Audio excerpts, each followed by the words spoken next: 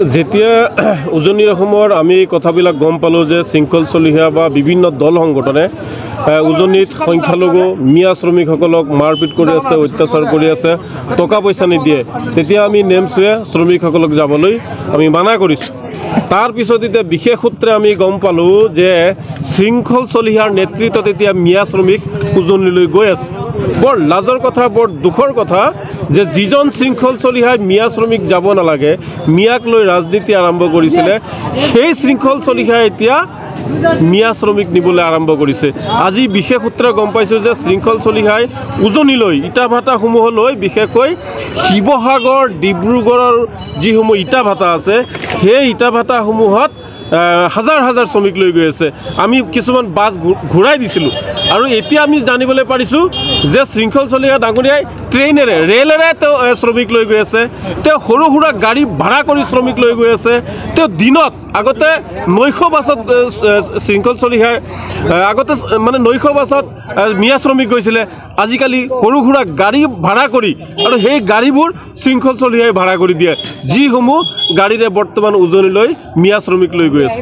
গতিকে হয়তো আমাৰ এটা ধাৰণা হৈছে যে শৃংখল চলিহাৰ কাৰোবাৰ লগত বুজাবুজি হৈছে, আৰু বুজাবুজি হোৱাৰ পাছত এতিয়া মিয়া শ্ৰমিক মানে উজনিলৈ নিব আৰম্ভ কৰিছে।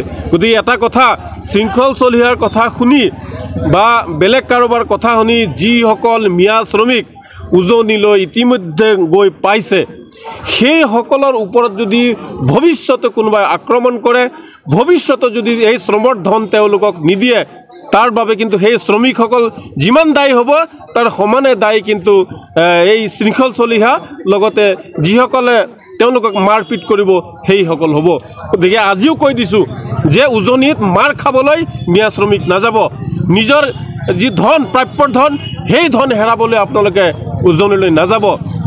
আপোনালোকে প্ৰয়োজন হ'লে উজনিৰ পৰিৱৰ্তে অসমৰ বাহিৰলৈ যাওক, আপোনালোকে হায়দৰাবাদ যাওক, আপোনালোকে চেন্নাই, বেংগলোৰ, নাগালেণ্ড, বিভিন্ন ৰাজ্যত যাওক, কাৰণ নিজৰ ৰাজ্যৰ উজনিত এতিয়া মিয়াৰ নিৰাপত্তা নাই। য'ত মুখ্যমন্ত্ৰীয়ে নিৰাপত্তা দিব নোৱাৰে, য'ত DJPয়ে নিৰাপত্তা দিব নোৱাৰে, আপোনালোক মিয়া শ্ৰমিক কাৰ সাহসত সেই উজনিলৈ যাব?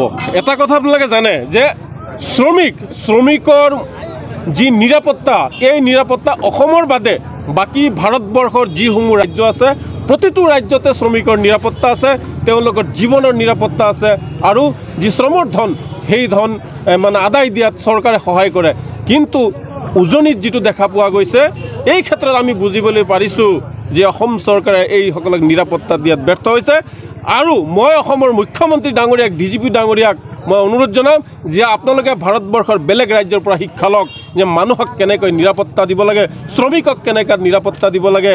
আৰু যদি শ্ৰমিকক নিৰাপত্তা দিয়া নহয়, তেতিয়াহ'লে কিন্তু বিভিন্ন উদ্যোগ বন্ধ হৈ যাব, বিভিন্ন কল কাৰখানা বন্ধ হৈ যাব, বিভিন্ন ইণ্ডাষ্ট্ৰী বন্ধ হৈ যাব, আৰু এই ইণ্ডাষ্ট্ৰীবোৰ বন্ধ হৈ গ'লে অসমৰ অৰ্থনৈতিক অৱস্থা দেউলীয়া হৈ পৰিব।